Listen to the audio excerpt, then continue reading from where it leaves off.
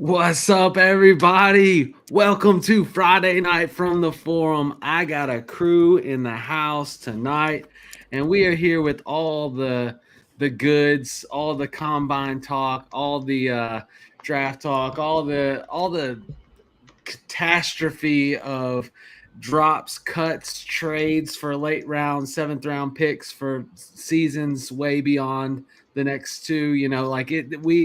Here we are. It is tampering season. It is, the Dynasty off season, what we all love. If you play Dynasty Fantasy, obviously this is what you live for: drafts, combine, all that good jazz. But anyways, we are here. I got Joe and I got two incredible guests with us this week.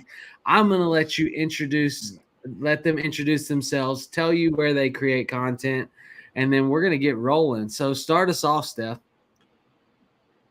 Yeah, hi, I'm Steph Miller. I create content over at Legendary Upside. I help with some Dynasty stuff over there. I do their waiver article in season, and then I run some high stakes teams for the guys of ship chasing. And yeah. And of course, we got the renowned AI bot himself. Go ahead, Ronnie. Yeah, hopefully my firmware doesn't fry up in the middle of this. I'm Ronnie Evans. I work over at Trophy Smack. I'm their AI specialist and do a little bit of community management for them. Help on the back end over at Gridiron Ratings, and then like my home. Not actually content-wise. I hop on shows for them, but my home has really been the sports affiliate for the last 2 years. I just love their whole crew. They're good people. But that's me. Trophy Smack, Gridiron Ratings, sports affiliation. But my employer is Trophy Smack. So if you pick one, it's that one for sure. Well, Ronnie, you've been on a couple times, and you're getting a little show love here. Southern Dad's Game, he said, "Yo, Ronnie, where's that Sky Moore jersey at?" Look, we went from the seats, bro. We went through the Sky Moore love and crash, and me and a bunch of big people in the industry. I wasn't alone. And then I went in on Puka, and like immediately the next year, like in February, I was talking about Puka. So Sky Moore is just a distant memory to me. Like Puka was such a nuclear smash in the opposite direction that Sky was a dud that, forget Sky, whatever. We got Brent in the chat. Let's go. Love the show. Southern Dad's Gaming giving us a little what's up. Rusty Shackelford. Hey, let's effing go. Got a crew night. If you guys have questions, drop them in. Steph, it's wonderful to have you. Obviously, this is our first time interacting, and I'm excited for it. But, we just got through the NFL Combine. And as you know, you see it every year with fantasy, right? Like here comes the Combine, and then we have the skyrocket takes. We have the falls. We have this is the new home run pick of the season. What was your take on the Combine? Was there anybody that stood out to you? Anybody that you were really excited about coming out of it? I mean, I guess overall, I was super impressed with like the running back class, which wasn't a surprise. Like going in, that's been kind of, the talk of, this draft is that it was a really, deep class and stuff. So a lot of those guys, like I think we had 10 guys run like a 4.44 or faster in the combine, which is like so ridiculous. Some of the guys in that running back group that stood out, Marion Hampton, Quinshon Junkins had some really good combine. Bishal Tutan also had a really strong combine. He had the fastest 40, and I believe it was the second longest broad jump and the highest vertical. So he really helped his stock there. That was like, and then some of the wide receivers, Matthew Golden was very impressive, outrunning his college teammate there, Isaiah Bond, who said he was going to outrun Worthy. So it was kind of funny there. I'm like, I don't know why you would say that. Like we're going to see. Like if you can't back it up, you had to know you were not that fast. Well, it's like, did you at least like race your teammate before you make bold claims about breaking the record? It's like you weren't even the fastest guy on your team. Like, what are we doing here? Maybe he thought he had an end with like the timekeepers.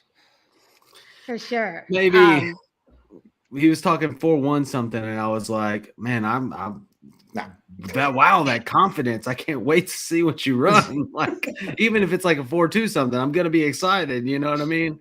That's the confidence that I aspire to have in life. So yeah, I'm gonna run 4-1. It's fine.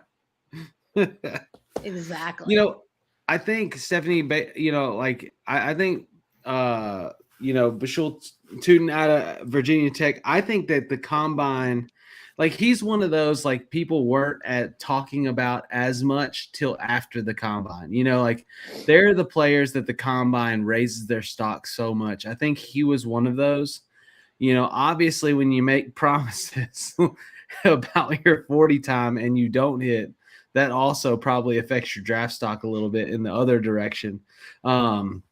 But love it. I mean, I'm with you. The running backs, you rarely see so many in the 4-4 range. I was impressed, you know, and I've been excited. We've been talking about it for the last couple weeks on the show. It really does kind of feel like it's the changing of the guard for the running back position in the NFL. So many players are like in their last year, or like they're phasing out, right?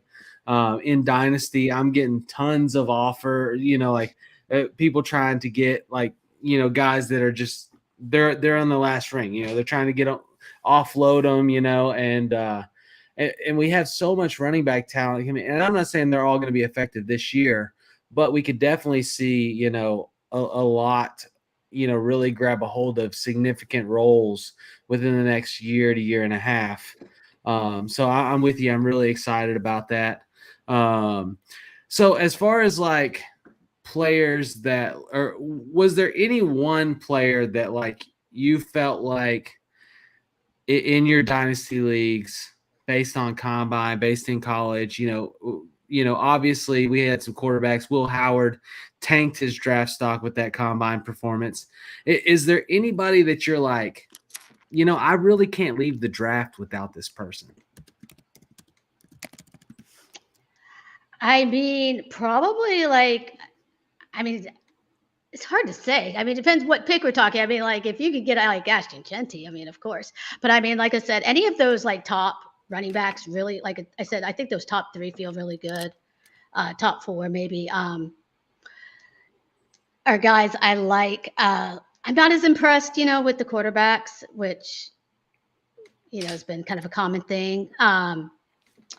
I think some of the tight ends, I mean, we didn't get to see the top guys really do anything, but they could be really fun, especially I play in a lot of tight end premium leagues. So I am pretty excited about, you know, having Tyler Warren and Colston Loveland available. I like a couple of the other guys. We didn't see Mason Taylor run, but he looked amazing in his gauntlet. Like that was how it's done. Like, you know, I mean, he's the son of Hall of Famer, so it's not that big of a surprise that, you know, he was good.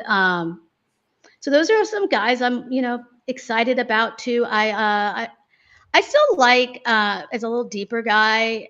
I still like Rashard Smith out of SMU. I think he could be a really fun weapon for a team. He was a converted wide receiver, and he was still pretty fast. He wasn't as explosive, but like that wasn't. I don't think anyone expected that part of his game necessarily. But I think that he could be a really interesting sleeper a little bit in this draft as well. What about you, Ronnie? Anybody stood out to you in the draft or in the combine? Well, to go back to the original, like, is there anyone that I can't leave my rookie drafts without getting? Sorry, I got the hiccups a second ago. Is Xavier Restrepo? The comment earlier about Sky Moore, I have this weird exercise that I do every year where I try to find people like in March. By the end of March, I got a guy at each of the 4 main positions for fantasy that are just like people aren't prioritizing in their drafts that I think they should. And it's 50-50, which I think is better than it should be because it's mostly second and third round rookie picks.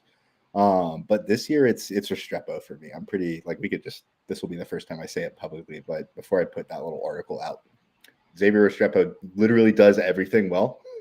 And if you talk to anyone that went to the Senior Bowl, the murmurs that were coming out from the actual NFL scouts there when they were asked about like what wide receivers, who do you want, what would you do if you were here right now and you had to walk away with a player on your team? They all said Restrepo. We're just like, he's going to show up. He's the most pro-ready player in the class at the position, so on and so forth. And so he's not the best prospect in the class, but you don't have to be. Like Ladd McConkey last year, I felt was that at wide receiver in that class. Kind of an undersized, underheralded guy that was just ready to go from day one. And I think we got that with Restrepo, and we're going to see it next season. Restrepo is interesting to me.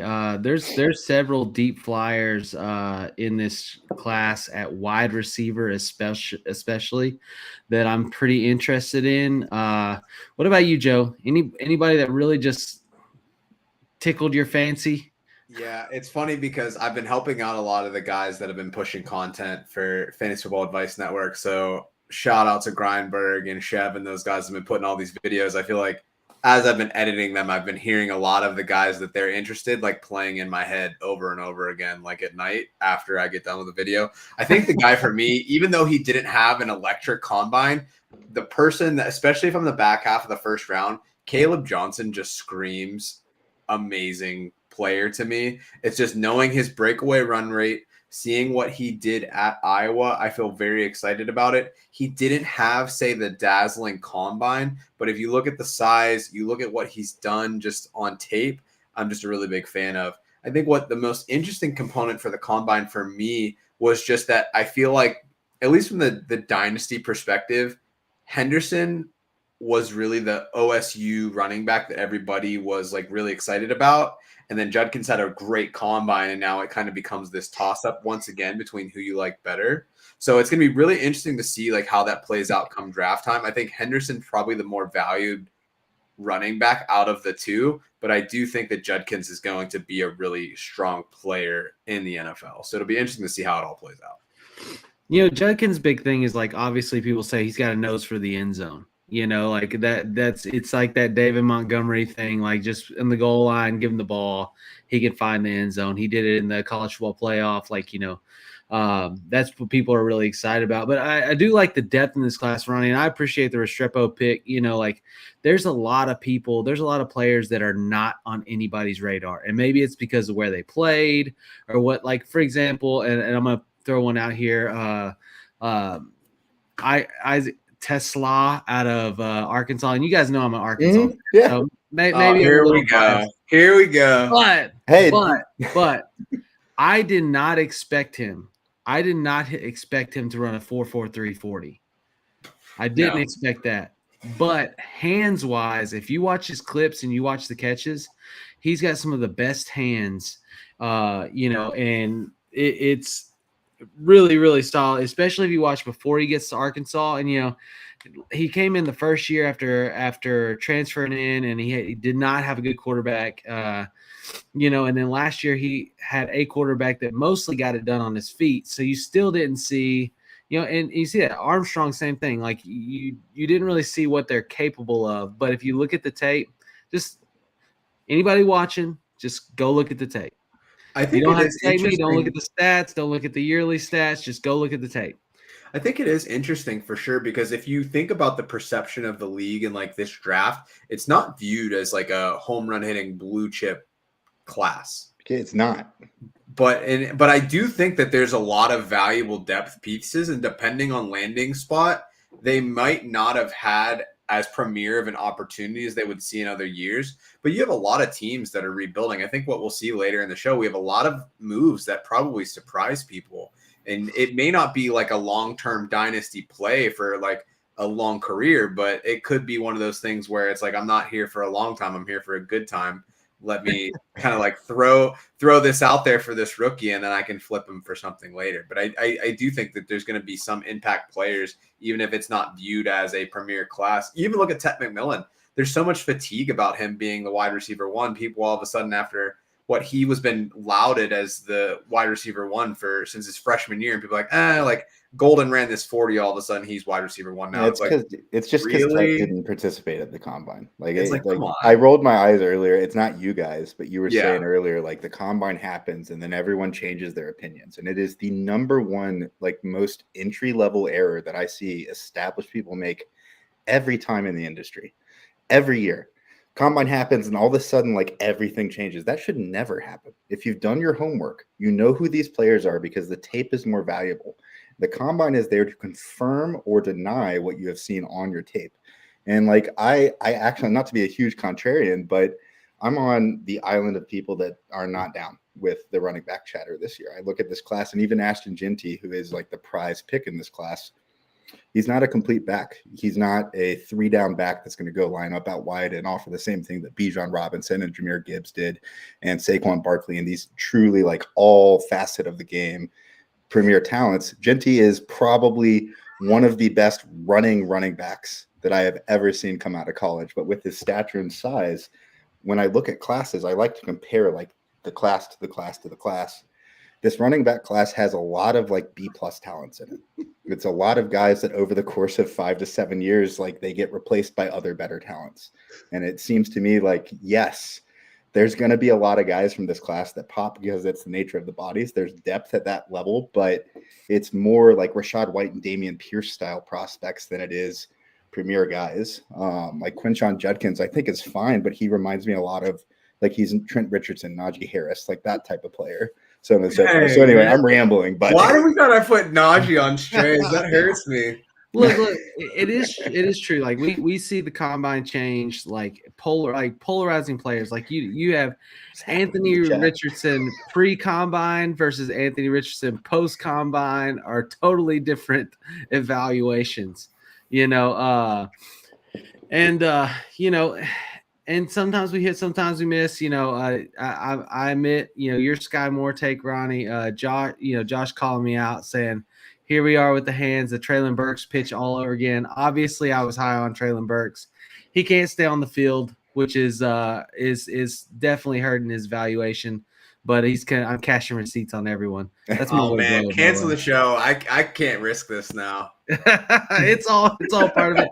I'm not gonna post the next one because Ronnie, I was like dying. Like as you were like delivering your message, I looked at the next like few comments in the chat, and I'm like, we all saw. We just got spammed, guys.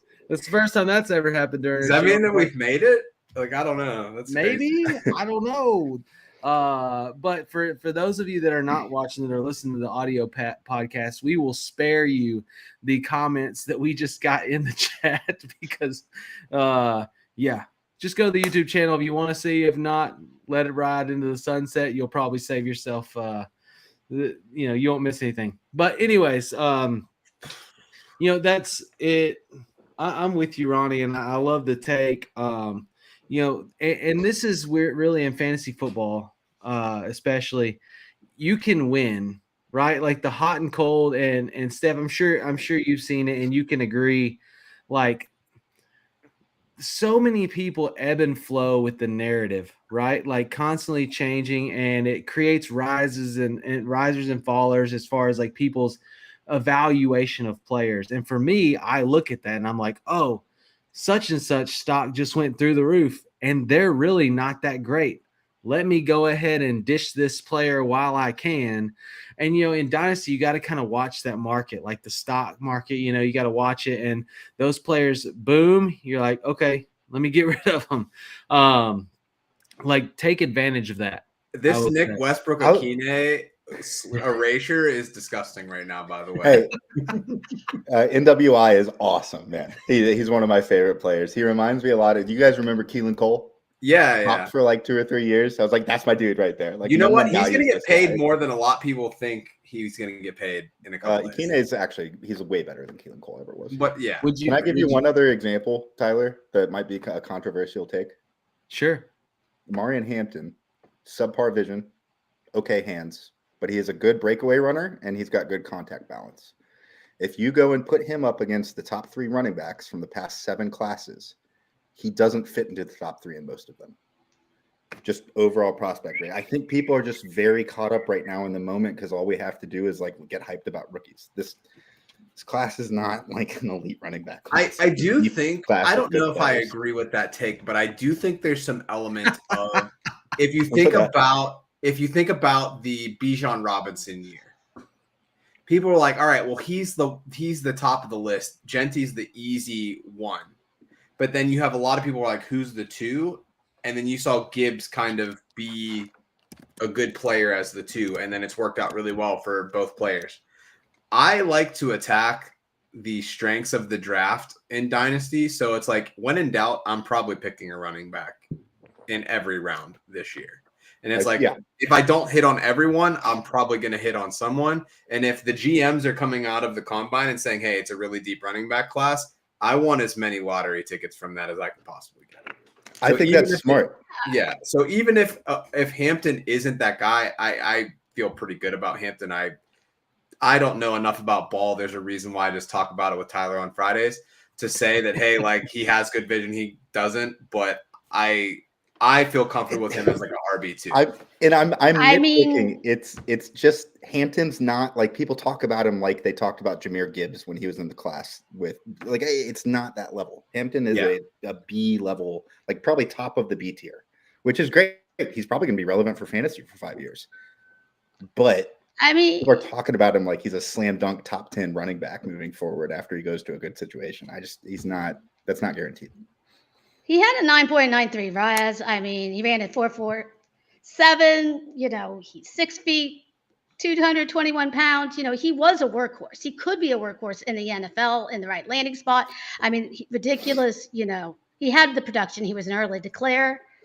I mean, he does check off a lot of boxes of things we look at. It's like the athleticism was kind of just like the icing on the cake for me. Because, I mean, his production in college was good. And, yeah, we didn't have a clear-cut RB2 maybe behind Genty at first, and we could have debated guys. But I think he definitely helped his stock, and it seems like a lot of NFL teams are interested. If he gets like a premier landing spot, 'cause I mean, they're, you know, if he ends up, you know, somehow like on the Raiders or somewhere, Chargers, Cowboys or Chargers, somewhere where he could just be the guy, and he's got the size and the speed. And, you know, I'm not like a super tape grinder to argue about, if his vision is perfect or not either. But I mean, from what I saw, he still had really good contact balance, and, you know, he was very, you know, he was scoring a lot of touchdowns, and he was a great running back still.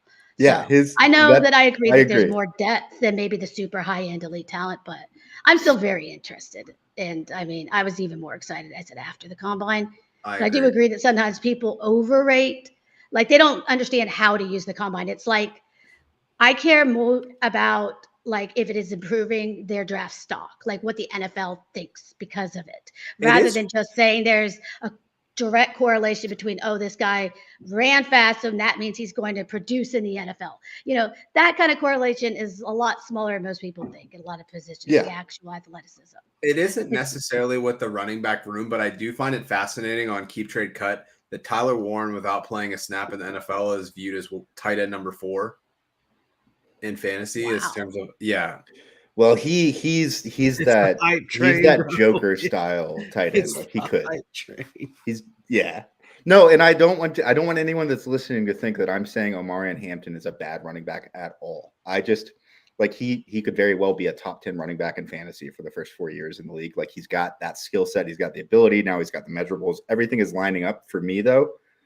He came out as like an 89 out of 100 in my grading scale.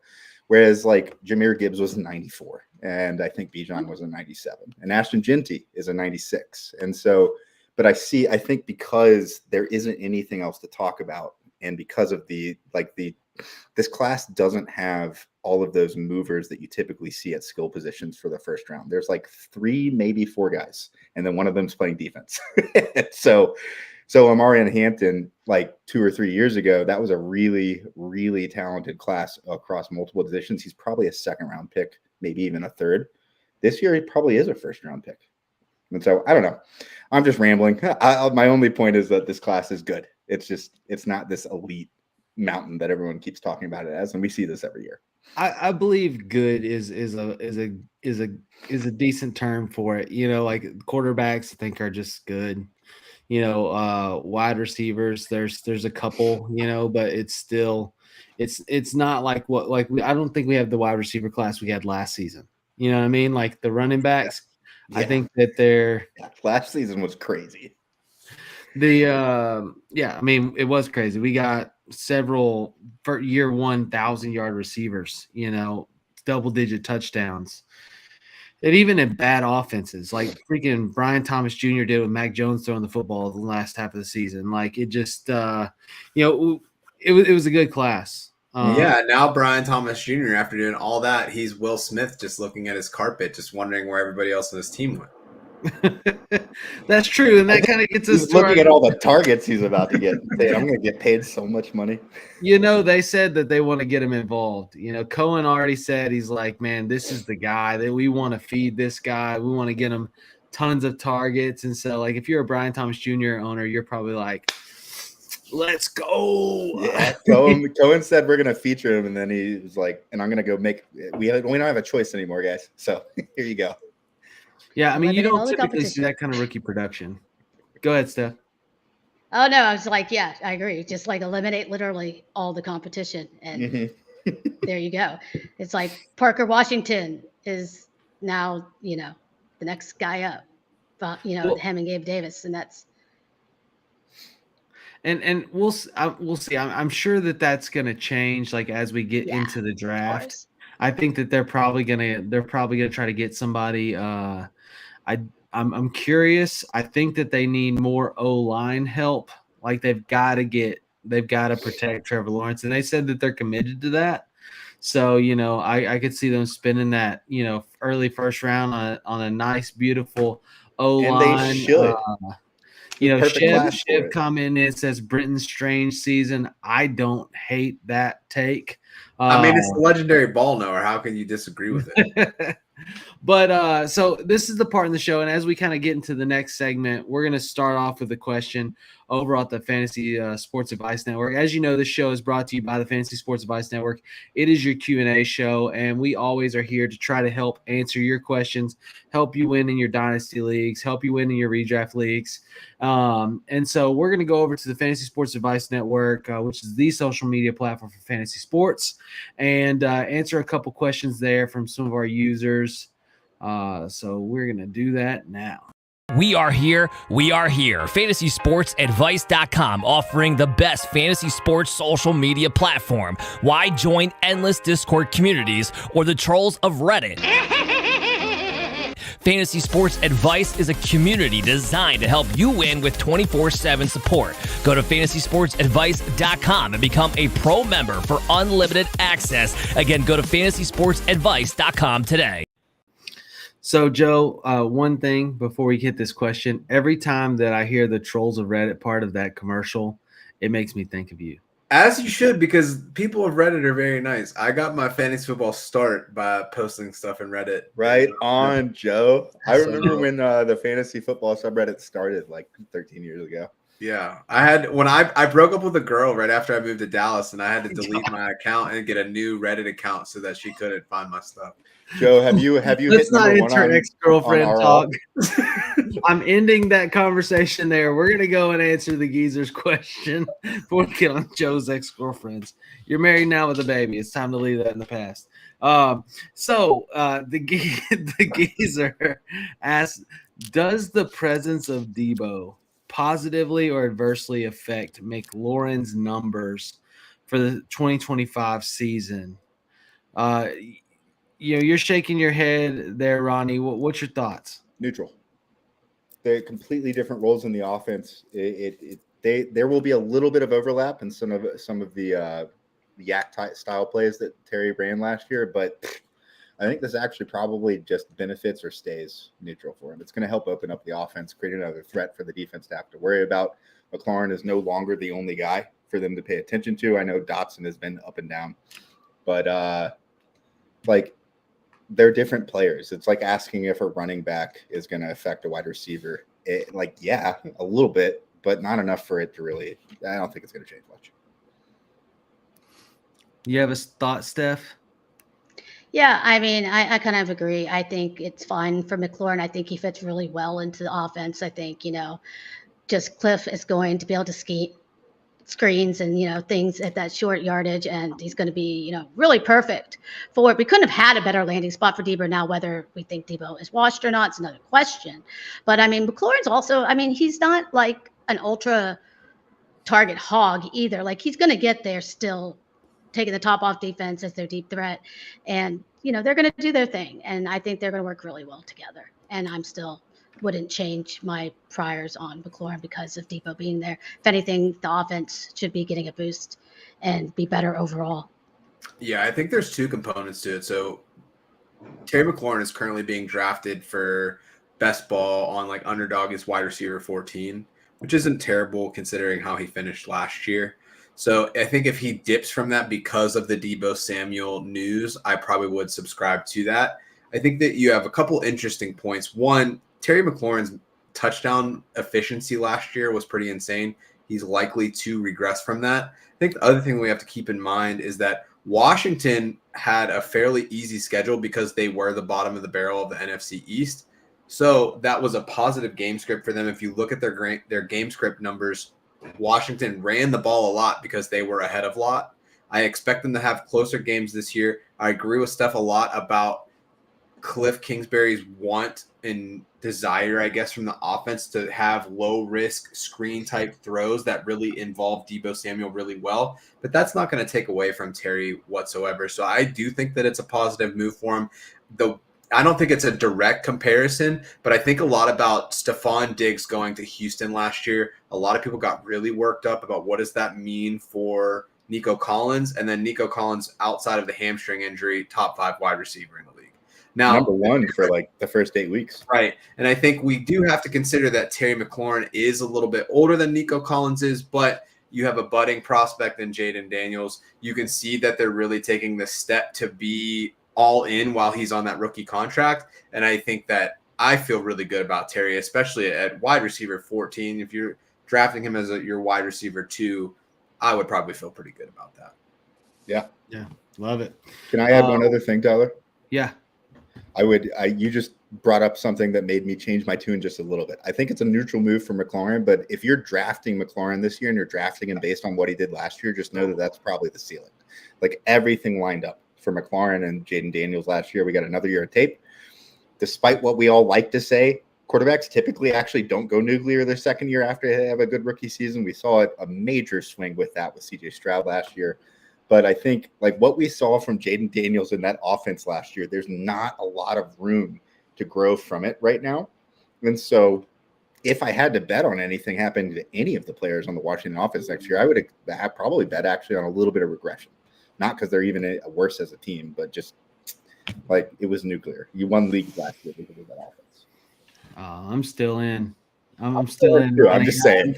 I'm still in. I'll take the heat. I'll ride the wave. I don't care. I'm in on McLaurin, and if Noah Brown can be relevant alongside McLaurin, sure, Debo can too. I don't think that either one of them hurts McLaurin's numbers. Like you said, they're very different receivers. But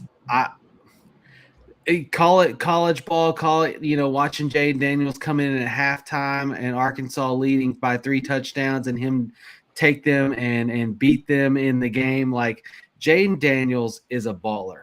Like he is a baller. He's a winner. He will go get it. So I'm not worried about it. I don't even like coming into the draft. Like people were okay about like Stroud last season, but you look at Stroud's season, which was a surprise to us all, and it's still not. I don't think it touches what Jaden Daniels did last year. Oh, no, because the difference with Stroud, it was like, hey, you're young, you're on a team that's not that great, and you did well as far as like leading them. Well, Jaden went to the Commanders. No, I get that, but it's like if you look at like strictly fantasy, Stroud had big games, but he didn't even throw 30 touchdown passes. So it was like you were banking on him taking that next step as a passer, especially for a guy that isn't necessarily a runner. Jaden, he offered that floor off the bat, looking at like his college numbers. He had, I think, 120 carries his final year. So it was like, all right, even if he doesn't throw as much, then at least you're going to have that floor from the run game. He put it all together. I know it, which is funny because they're like, oh, like he does this stuff with VR and all of these things. What's up, Rachel? We have done all of this stuff where it's like my little brother has like the NFL VR thing. I almost flipped over my couch, like just like playing like trying to avoid a sack. So it's like it's really interesting to like have all that stuff come together. But I think his rushing ability and his willingness to run, even if he regresses a little bit, you're seeing that a lot more in the fantasy relevant quarterbacks that you have today. CJ Stroud, not a runner. He needs to throw 40 touchdowns a year to be a fantasy relevant player, even if he's a good real life NFL quarterback. Fair enough.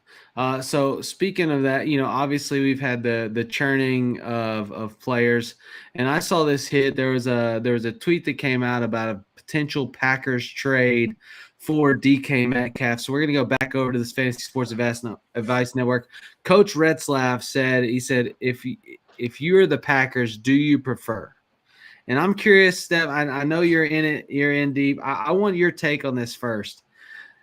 Do you prefer getting DK Metcalf and giving up the first round pick, 23rd overall, and a Wicks or Romeo Doubs, or would you rather not have DK, keep Wicks and Doubs, and then be able to add any of the, Golden, Amika, Trey Harris, or like Luther Burden, like any of these guys, with that pick? Which way do you lean? Well, first of all, I know that he wants to get a first, but I don't think anybody's going to actually pay a first. I don't think that's happening. So I think it's going to be maybe a second, maybe a third and Dobbs, and that's fine. I mean, they need somebody to replace Watson there on the outside. And I mean, I do think that DK, he fell off a little bit, but I mean, he's still that X receiver. He's still got it. And I think he would work really well with Jaden Reed and give them a lot to work with on the offense. So I think it would be a very smart move to make for the Packers.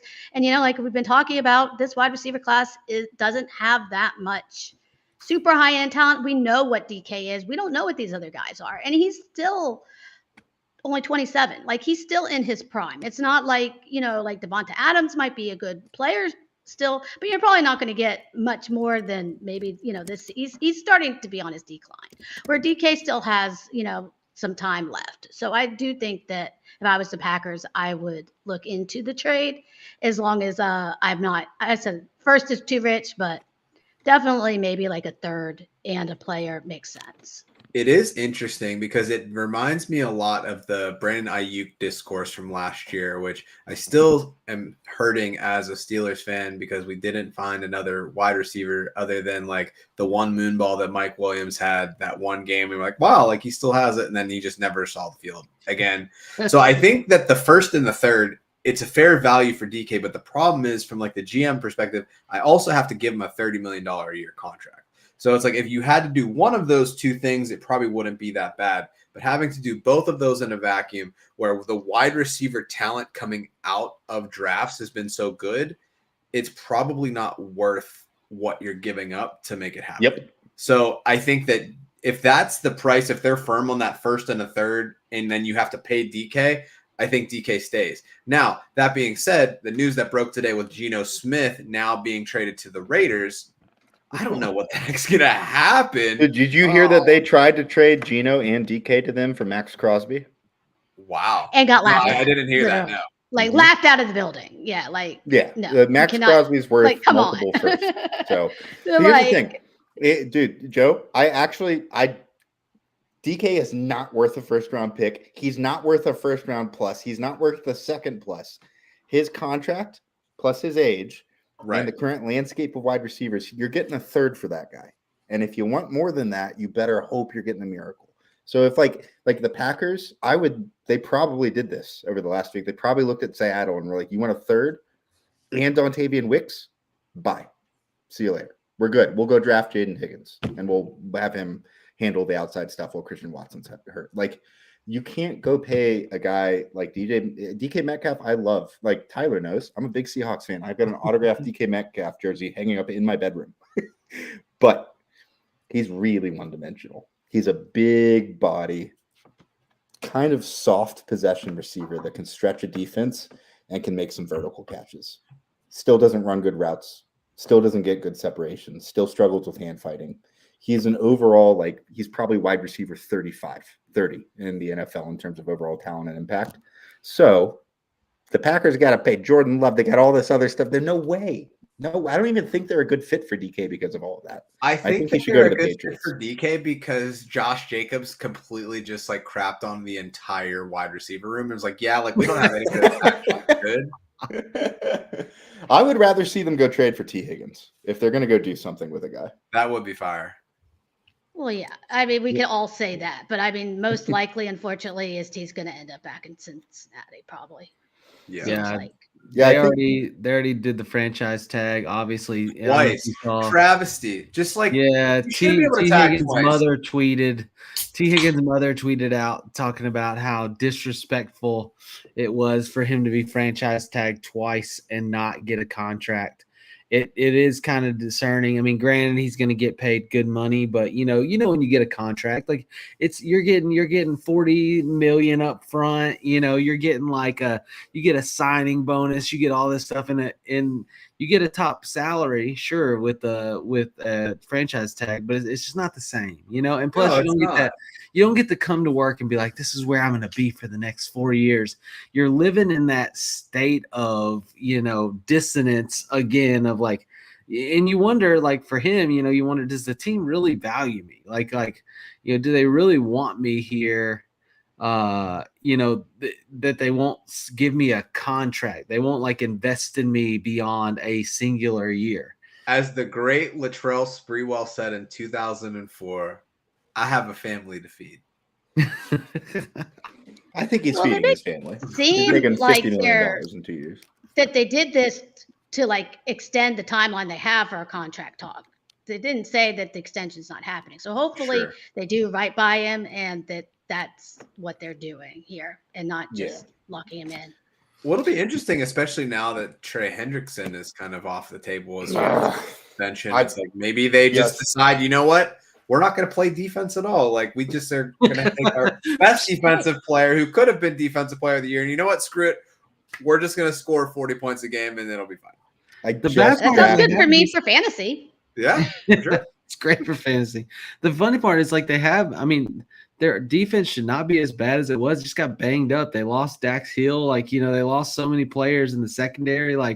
Their defense is better than how they played towards the end of the season. They got cooked by Russell Wilson. Don't even try me with this. Bro, lots of people got cooked by Russell Wilson. Russell Wilson got a Super Bowl, bro.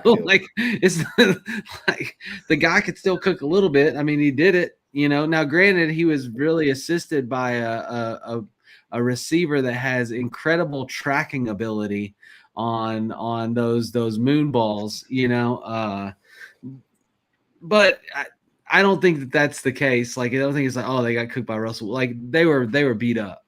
The defense is not that bad. Now, without Trey Hendrickson, without a solid pass rush, we may be talking about something different, but they've got a premier linebacker. They've got decent defensive backs. They need some D line, but it's not ugly. It's not the worst of the worst. And it's a good draft for the defensive line as well. At least in the middle. DT is pretty deep. I would say it's a good draft. It's a good, if you want pure pass rushers or you want interior defensive line, it's a monster class, man. Yeah. There's like 5 guys on the inside this year that might have gone first overall in the last couple classes. In that position group. It's nuts. So kind of moving on from the T. Higgins talk and the DK, obviously we'll see how that pans out. You mentioned Geno. Geno to the Raiders is absolutely crazy to me, especially 3rd round pick. I when that hit my phone and I saw the alert, I was like, what? It's crazy to me because they're projecting, or like the line in the sand was that Seattle wanted to pay him $35 a year. Geno's camp wanted $45 a year. And I was like, there is no way that I would pay $45 million for Geno Smith. And then I started looking at the players that are getting $45 million a year. And I was like, no, you know what? Yeah, okay. Where do I sign? And you look out the window and you look at the free agent market in this draft class and you're like, yeah. Right. Here you go, Geno. Here's the thing, though. I don't know, and follow me here. I don't know that Sam Howell cannot put up the same production that Geno Smith put up for significantly less.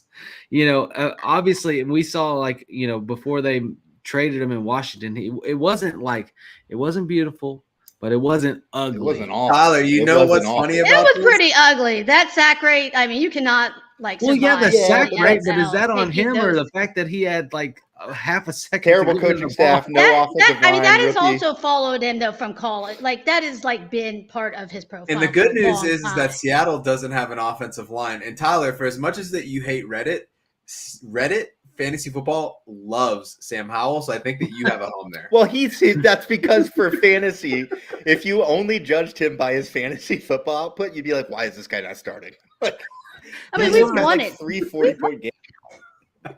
It's crazy. But here's the thing: like, if I'm the Seahawks, I'm not putting $45 million a year into Geno. I'm not personally. I would. Well, that's why we would not run the same franchise, Joe, and that's okay. I would See not me in put- Madden, bro. and like if you justify it, if you're like, oh, let me look at the quarterbacks getting $45 million. Oh, Daniel Jones is on that list. Daniel Jones also doesn't have a team anymore. It's like just because that other people get paid that doesn't mean that that's somebody's. Like if I'm a GM and it's Geno, right, and I have to decide if I want to put $45 million a year. Like Matt Stafford was asking for $50 million. Like if I put would've gave him $45 that million too. in Geno, I'm not in personally. Like, but that's okay. Like we can agree to disagree. Nobody's feelings are hurt. I'm just not putting $45 million. I would rather take the 3rd round pick. You got Sam Howell that can pretty much do the same thing, or you draft somebody. Tyler, can I back you up real quick? Sure. As a Seattle fan, lay of the land here. So this team is very, very reminiscent to the 2010 squad that they had. They kind of had a quarterback, but they didn't. If you all remember Tavares Jackson. They kind of had like a well put together team, but they didn't. They were like C+ at a lot of positions, but they had a couple A+. And they basically punted for a year and said, we're going to invest in the draft for 2 seasons, solve our quarterback and free agency in the draft, nurture this team, and build out the roster before inserting the quarterback.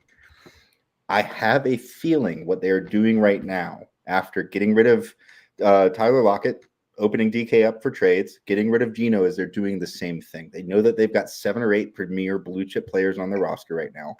And they know that this draft class does not offer a day one starter that's going to change a franchise. It just doesn't.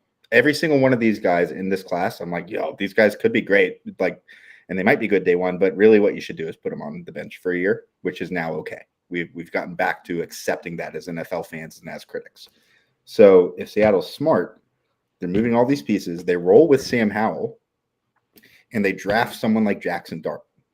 They put him on the bench, and they basically rack up talent around that rookie to build similar to what has been successful, and like the only successful path for rookie quarterbacks over the last 7 years is that process. And I think that's what they're doing. And you think that would be either a 2nd round or like trade back up into the 1st to make that happen? Or do you think probably trade up into the end of the 1st or take him? But I think they're going to go offensive line with their 1st round pick. I talked to Scott Ingle yesterday actually about this, and he was like, nah, we're going 1st. Offensive line in the 1st, no matter what happens. But like they could also go and sign Sam Darnold for a 1 year or maybe a 2-year contract and do the same thing and go draft the guy and say Sam Howell's gone. We don't care. We've seen this for 2 years, but we're going to go put a guy like Cam Ward or Jackson Dart or like some of these other guys like Quinn Ewers. I don't think he's very good, but if you're Seattle, you're saying 2027 is probably the year where we could go change our franchise with a quarterback. So let's just nurture for a couple years. Yeah, Quinn Ewers is proof that the college football 25 curse is real. He is so bad. I mean, yeah, he is so bad. It's ridiculous. Yeah. Like their receivers are good. I mean, they have like good players, and he is just. I don't know how they keep producing with him. Like honestly, it's amazing. Anyway. Yeah, I agree with you, Steph. Just a side note on Quinn Ewers, like, oh my God. Ohio State had the only receiver room that was better in all of college football. And Howard looked horrible. Yeah. Like if Vaughn could actually run a 4.1, he probably would have caught those passes, but There you go.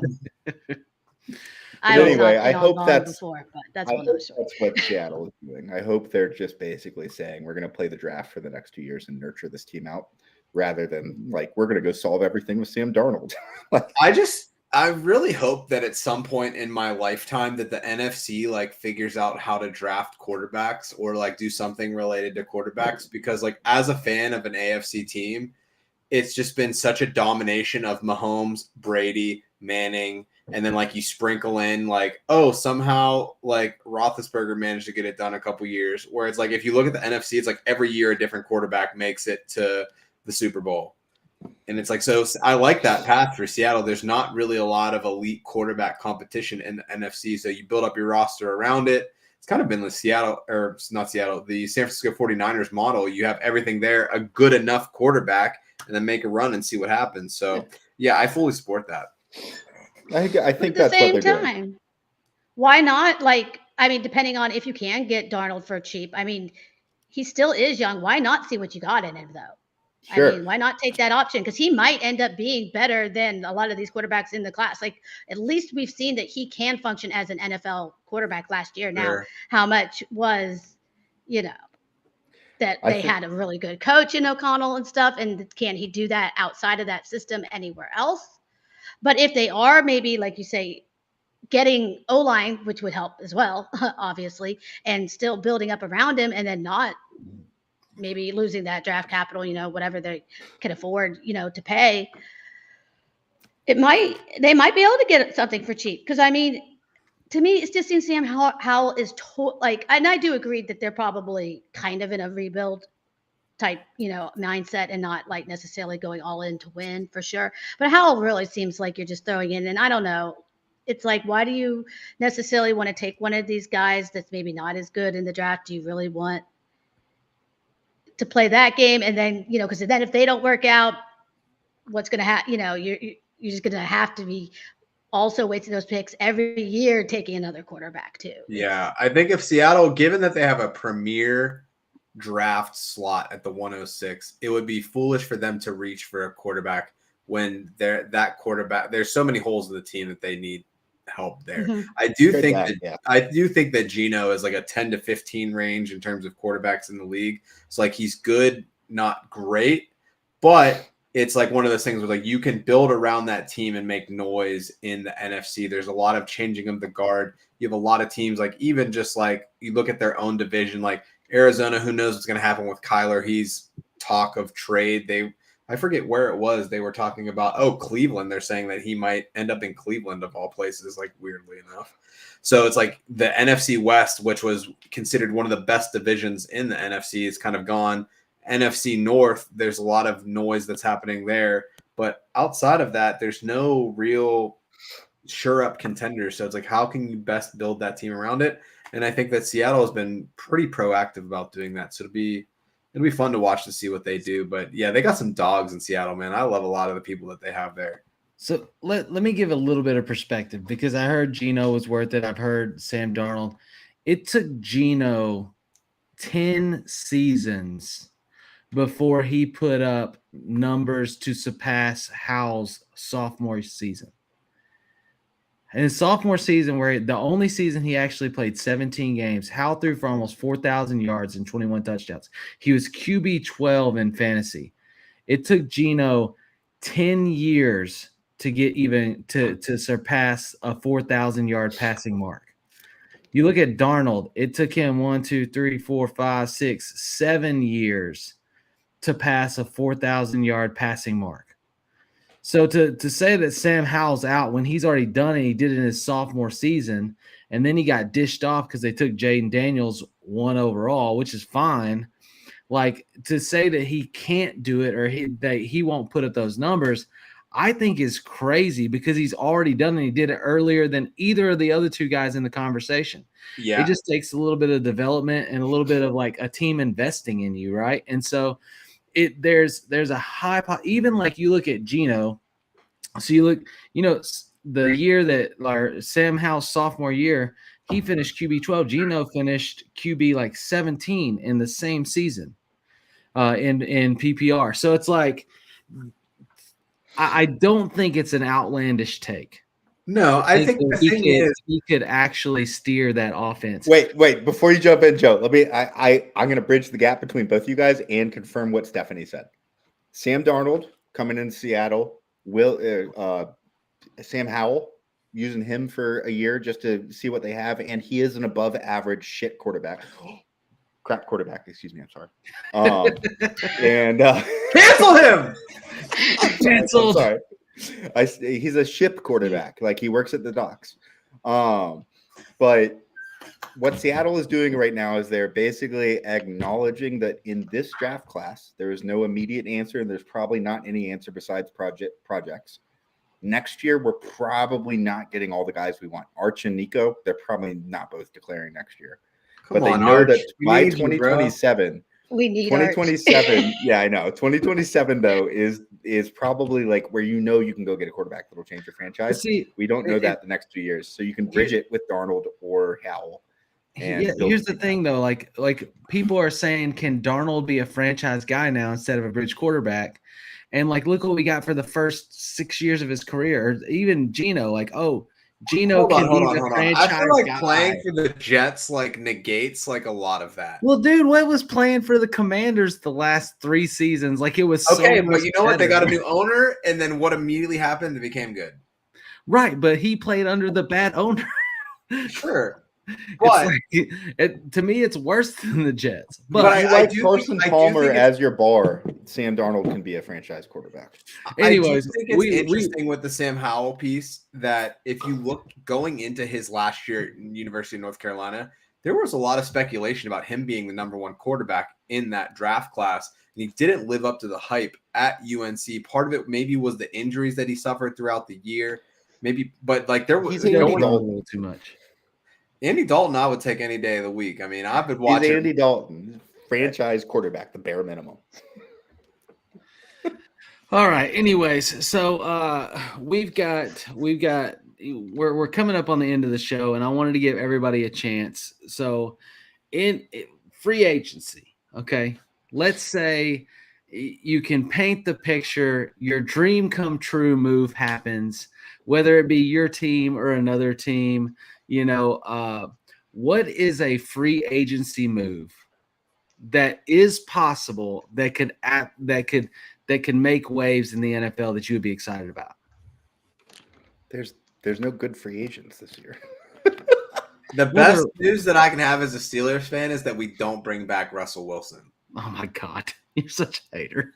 I'm not a hater. The dude is washed. It's just like I don't need that. Yo, I went to high school with him. I didn't know that. No. He literally watch your mouth. That's my took boy. the Steelers to the playoffs. Is that we're talking about TJ Watt right now, or okay? Oh man, can it be a it's trade? okay. I mean, can it be trade? There's no Can it rules. be a trade? I'll take a trade. Because let's use DK Metcalf as an example. He's a free agent. All right, man, he's not technically, but he's a free agent. I want DK Metcalf. The ideal scenario for me, which is crackpot, and I tweeted about this earlier today, but I want to see the fantasy football industry just combust on itself after he gets traded to the Commanders. I think it would be amazing. People would lose their mind. And I think Jaden Daniels, like people would sell their cars to go get him in dynasty leagues.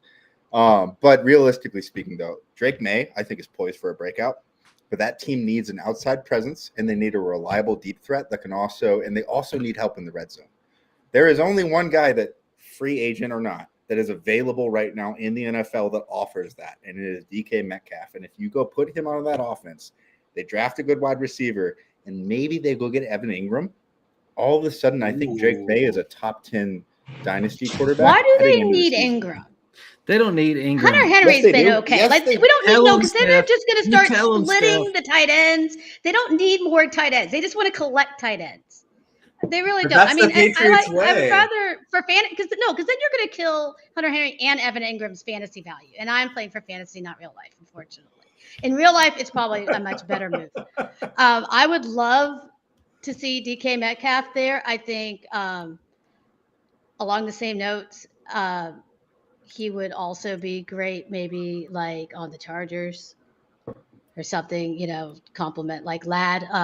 I'd also go ahead and say Devonta Adams in that mix as well would be a really fun one, really fun landing spot. He wants to go somewhere maybe on the West Coast, he said. For my Cowboys, I would love them to do anything that is not Jonathan Mingo. You know, like just do something smart. Anything that is smart. I don't know. I get very nervous saying, because they said they want to be selectively active during free agency or selectively aggressive or something was the quote, I believe. So they need a number 2 wide receiver. They need a running back. They need some O-line. I don't know what they're going to do, but I am terrified that we're going to end up with washed DeAndre Hopkins or something along those lines. Yeah, I think the one that's most interesting, or maybe Amari Cooper coming back, I've heard, and I think he didn't look great either, but I would be I think maybe Diggs could be fun on the Cowboys. Get the brothers together. Ooh. If he's not, because it seems like they're saying he's got interest. So hopefully the injury he can come back from. He might have a little something left. And that one I could actually see as being more realistic. I think whatever team lands Godwin is going to be getting somebody amazing as long as he's pretty healthy. He'd be another fun one on the Patriots as well. I mean, heck, Patriots need people. Take them both. Then they can have a slot and an outside and Steph, they have I got mixed up earlier. 20 million in cap space. They are not going to be able to even use all that money. Spend the money. They can't spend it all if they try. Drake May is a baller. I was until Jaden Daniels had a great season. I was a May truther and I was he looked great. I loved him. And he looked great running for his freaking life. He did so much with so little in the worst coaching situation. Everything was against him. And he showed that he can overcome, get that man an O-line, get that man some weapons. And I think the Patriots could really take a step forward. I mean, Vrabel's going to be so much better for them. I mean, everything. Bring it. Wait. Before Joe goes, I have to correct myself. I got really excited earlier because I was thinking about the Washington Redskins thing, or excuse me, Commanders thing. It's Evan Ingram potentially to not the Redskins or not the Commanders, not the Patriots. Broncos? That's twice in a row. Sorry. The Broncos. You nailed it. And what I was talking with a buddy about last night was DK Metcalf actually going to the Patriots. That's ideal spot number 1. Evan Ingram going to the Broncos to serve as the Joker over there. And then Chris Godwin also going to the Patriots, which is what you said that just a second ago, Steph, and reminded me of it. Yeah. Yeah. I also think Juwan Johnson might end up going to the Broncos because of the history with Peyton. Possibly. Oh, yeah. That seems very logical, and it probably wouldn't be that expensive either. Yeah. Because that's the one. Greg Dulcich is not bad. I mean, you got that look, I really wanted to make Dulcich happen, but it hasn't happened. Maybe we're not as smart as we think, and they know something we don't. Andrew Cooper just fell into his knees and has no idea why because you just brought him up. It's been multiple coaching staffs now that haven't seen it with him. At first it was maybe one person doesn't know what they're talking about, but he can't even get on the field. Who were we talking about? Greg Dulcich. Oh, yeah. All right, Joe. What's your move? My guy is Najee Harris. I could see him going to a team like the Chargers. I think that he's one of those guys that he's played for a pretty mediocre team with a bad line and a bad quarterback, so he doesn't get a good rap. But if you look at the running back class, if you subscribe to the Ronnie Evans, hey, this running back class isn't actually as good as we think, Najee could come in. He's only 26 years old. He's about to have his birthday, but he could come in and really improve from what we've expected of him as a first-round pick. I don't think he's going to be expensive as we think. From the sources that I have from the Steelers, he's not returning to the Steelers. So he's going to be looking elsewhere. You could see him going to the Raiders. You could see him going to the Chargers. We'll see where he lands. But I think that he's going to be one of those guys that he's played pretty much every game that he's had the opportunity to. He is not fitting the style of offense that Artie Smith wants to run in Pittsburgh. And I think that if he goes to the right situation, he's going to be a later round pick because he hasn't lived up to the hype pretty much every year that he's been in the league. So you could probably get him at a value in fantasy drafts next year, depending on where he is. Where do you think you can get him? I have right another now? spot. I have another spot for Najee that I think could be fun. What about going to the Bears? He could be like their David Montgomery. Ooh, Like, good. and work with Swift. need You a know, running like back. Swift is the pass catcher. They are now shoring up their Swift is O-line. They've, you know, been investing these resources, getting ready for a running back.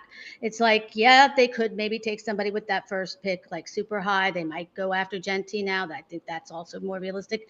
But I mean, Najee, like you say, he's shown he could be a workhorse. He's hardly ever missed games. He's just slow and steady, basically. And he does all the things good enough. Like, he's not great. He's not fantastic, but coaches like him, you know? Yeah. He knows how to get it done. And that, you know, it's just that same similarity. And we saw what they did, you know, what Ben Johnson did with them in Detroit. It just seems like it would just fit the system and what they like to do. The Bears would be crazy fun. It could be really fun. Joe, it could be a really fun one as well. Joe, I take offense to the fact that you took my subduing of this running back class and used Najee Harris as the do I have his jersey in my closet? Maybe. Like, if you're gonna say that, like, I would say no. Go draft Caleb Johnson in the 4th. Don't go pay. I mean, I would also do that, but I just know the NFL doesn't work that way. Here, Tyler. Here's my final take, and then I'm gonna not talk for the rest of the episode. I'm gonna let you take my turn. Go ahead. Thank you. All right, I'm Tyler, and this is my take. Oh my God. The Denver Broncos trade for DK Metcalf. They pick up Evan Ingram, and they draft Ashton Genti. And then you cannot rank Bo Nix outside of your top 10 dynasty quarterbacks. I will trade Bo Nix if that happens, because there is no way that that's sustainable. But Bo is incredible. Another show, another day. I'll debate him to death. He's real good. So you just like him because he wears orange.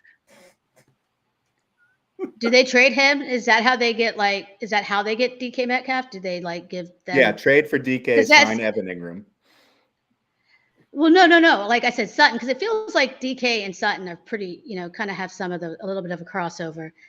DK's probably better, but Sutton's a chain mover and a conversion specialist. DK is a field stretcher and kind of a red zone threat.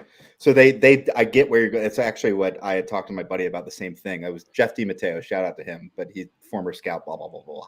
And he was like, no, that would be perfect because Cortland Sutton and DK would offer big targets for Bo Nix, which he excels with, but they actually play completely different roles.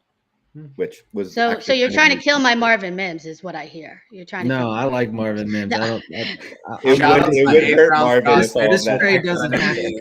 It's not my trade. I don't like it. It's not my. I don't like the take, Ronnie. All right, Tyler. You know what the best part about it being your show is that even though you gave it to Ronnie, you can still bring it home. No, it's okay. Anyway, thanks for listening, guys. Ronnie It's been me, Tyler. Thanks for tuning in. Yeah, Ronnie used it up. We are now 10 minutes past time, so we got to roll on home. But I tell you what, next week I will open the show with the free agent move, if it has not happened yet, that I want to see happen.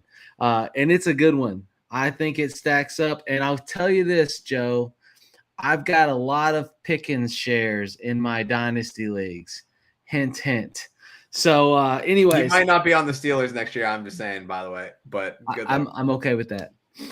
Anyway, so thank you all for tuning in. Thank you, wonderful guests.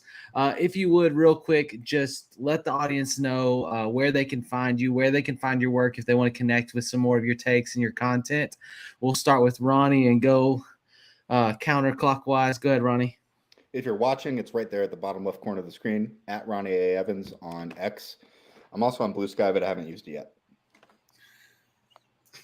All right, Steph. I did not, unfortunately, put my Twitter handle in my name, so it's not on my screen, but you can follow me on X, not Twitter, at Steph Miller 57. You can also check out some of my work over at legendaryupside.com. And I am on Blue Sky as well, and I do not know my handle offhand, but it is somewhere in Steph Miller. So you can probably just like search the fantasy football stuff and find it, you know. Do we not use consistent handles across platforms, people? Like, what are we doing?